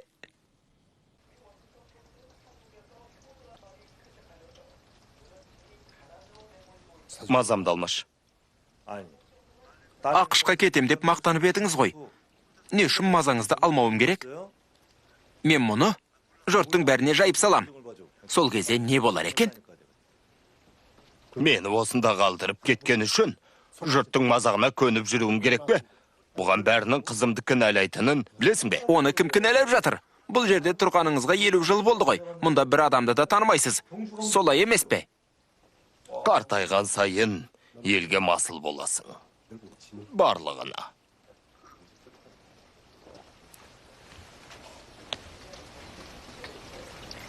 Қызыңызды шығарып салуға әуежайға бармайсыз ба? Жоқ. Онымен қалай қоштасам? Баруыңыз керек. Енді қашан көретініңізді білмейсіз. Сен өз шаруаңды тұндыр, жетесіз.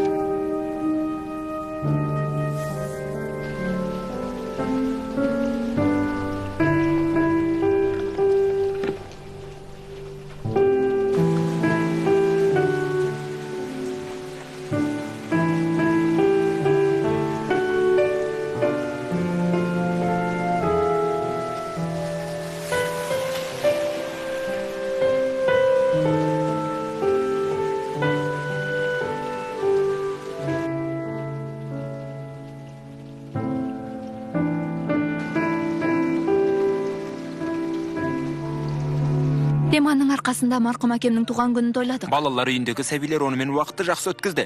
Сөзіңізде тұрып қайтып келесіз ғой. Біз сізге сенеміз. Өтінем күтетін боламыз. Теман бізге көп көмектесті. Ол кісіге рахмет. Көп рахмет.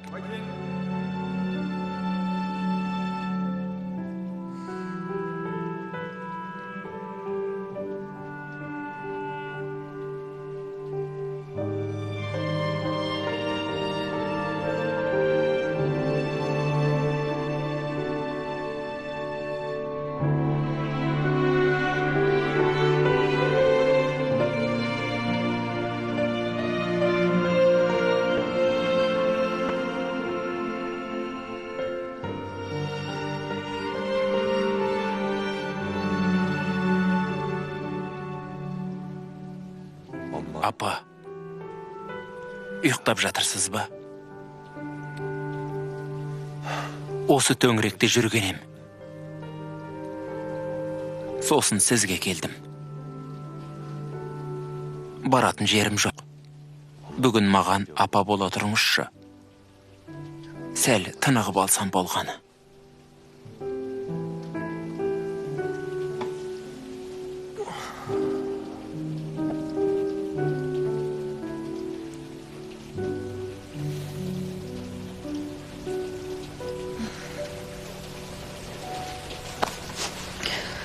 Балам.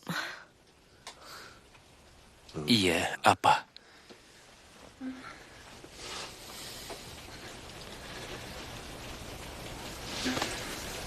Осылай жатқанды сағындым.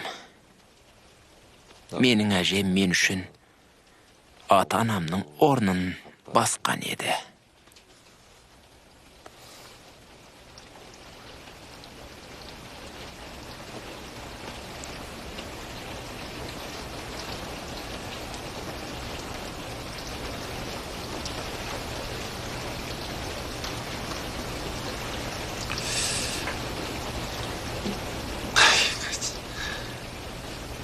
Мұның несі қиын? Әдетте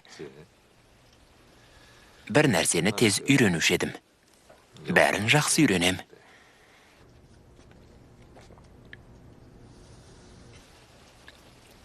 Бірақ қалай өмір сүру керектігін маған ешкім үйретпепті. Бәрін тастап қашып кеткім келеді. Иә, қашып кеткім келеді. Өйтпе. Менен бас тартпайсың ғой. Солай ма? Олай етпеш, балам. Тіпті мені жек көретін әйелің де осыған дейін шыдап келді. Сондықтан мені тастап кетпеш. Мені тастап кетпеш.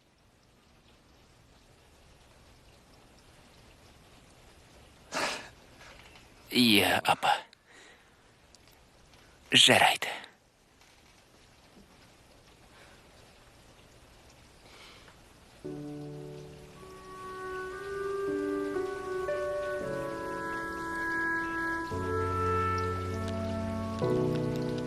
Сені мектепте күтем.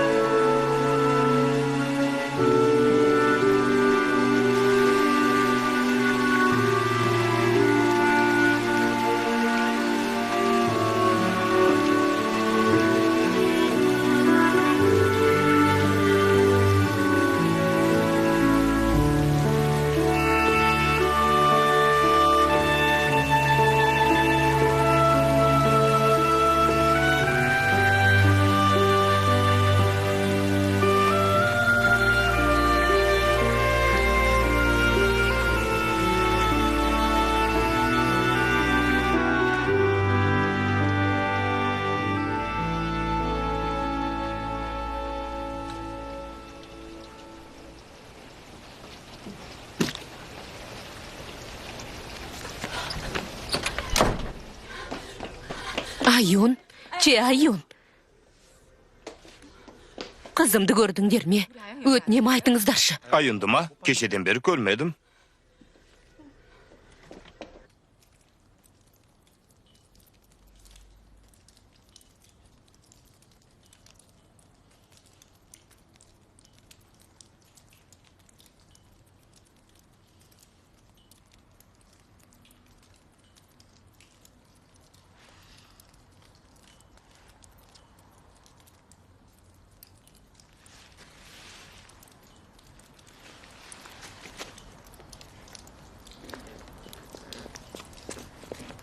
Аюн, мұнда не қып отырсың? Мынаны ал. Не үшін? Сені жалдау қанша тұратынын білмеймін. Сондықтан менде бары осы. Аюн, Кішкентай болса да ішінде көп ақша бар. Бұған ұсақ тиын салған жоқпын. Аюн, Рас айтам. Қазір көрсетем.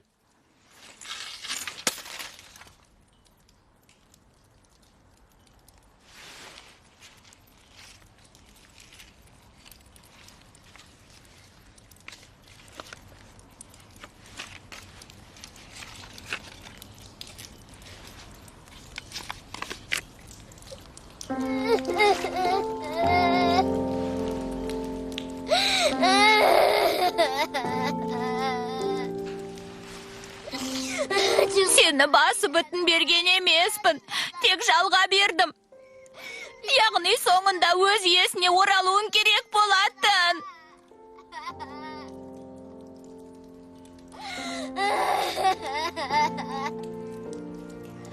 Әке, кешірші. Тек қана менің әкем болшы. Басқа ешкімнің әкесі болмашы. Аюн.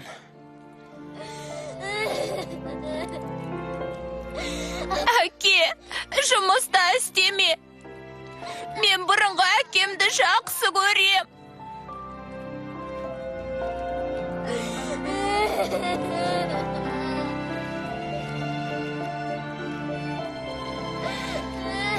Ayun. Мен сенің әкеңмін. Тек сенің ғана әкеңмін. Жалғыз әкеңмін. Кешірші, бәріне мен кінәлімін.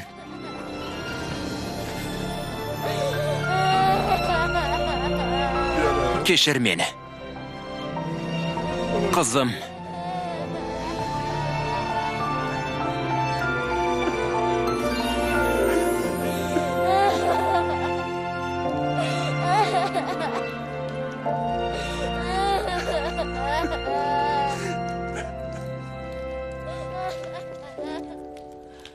Чайын.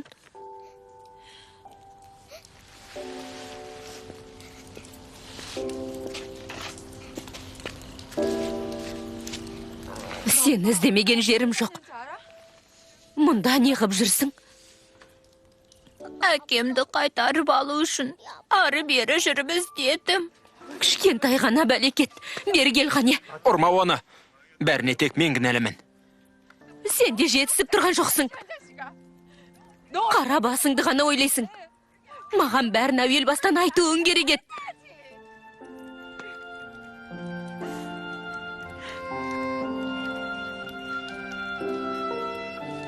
Айтайын дегем. Тек өзіме көңілім толған кезде айтқалы жүргем. Мен қорқақ адаммын. Балама әке болуға да жарамадым. Қорқақпын. Өзіңді кінәлағаннан жеңілдеп қалдың ба? Сенің ауыртпалығың біздің де ауыртпалығымыз. Бір-бірімізді қолдауымыз керек еді ғой. Адам баласына пайдаң жоқ. Саған солай боп көрінетіні шығар. Ал мен үшін ол өте қымбат. Өмірдегі ең қымбатым әкем.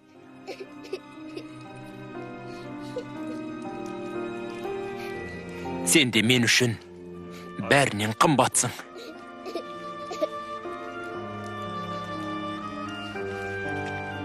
Осындағы жаман адам мен ғанамын ба сонда? Қымбаттым. Кешір.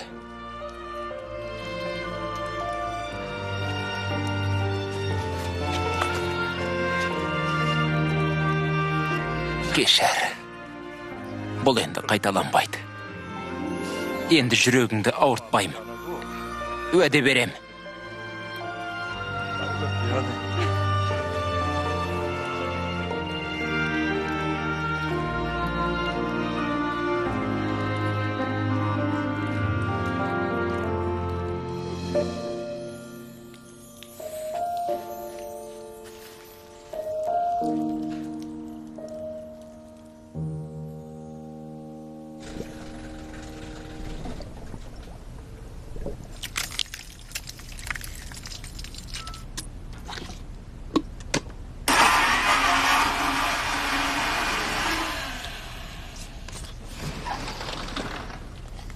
Әке, ұйықтап жатырсың ба?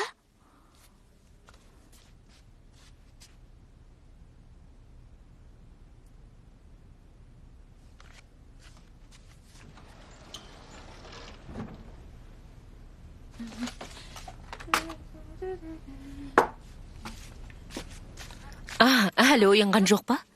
Жоқ.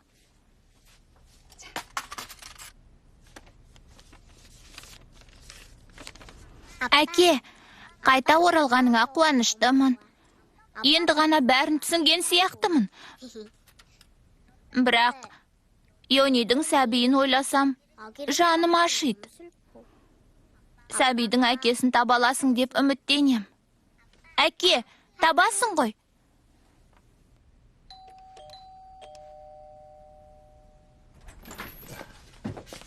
Мен әуежайға кетіп барам. Қайтып келген соң келісім шартты қайта жасайтын боламыз. Қайта жасаймыз ба? Не болды? Басқа ғимарат тауып қойдың ба? Жоқ. Қазір тұра тұрыңызшы.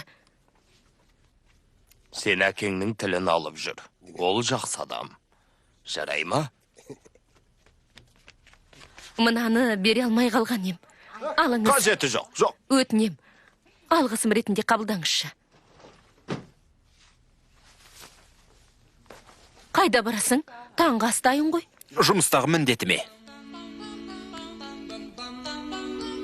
Mr. Sandman, I'm so alone. Don't have nobody to call my own. Please turn on your magic beam.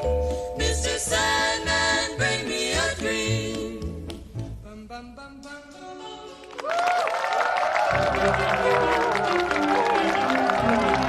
Әке, сәттілік! Рахмет. Қобалжып тұрсың ба? Қалай?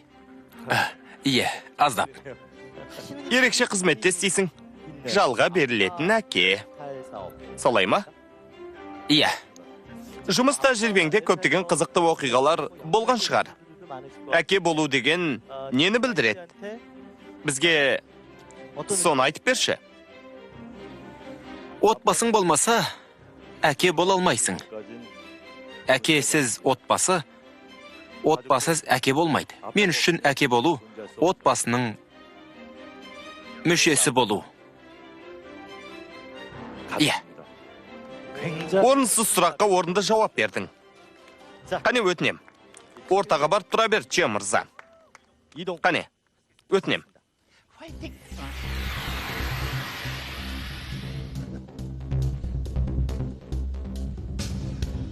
Дайынсың ба? Алға. Соңғы сұрақ шетел валютасына қатысты. ақш доллары мен еуроның қатынас құны 1,10 мыңнан 3885 болғанда, нарықтық құн 3 бағам арасында ауытқиды. Брокерлік ұсыныс құны 1,10 мыңнан 3886-дан төмендеп кетсе, не істеуге болады? Үздіксіз сатылым тапсырысы брокерлік ұсыныс құнынан асып кетсе, доллар құлдырайтын болады. Мұндайда сатасың ба әлде сатып аласың ба? Жауабы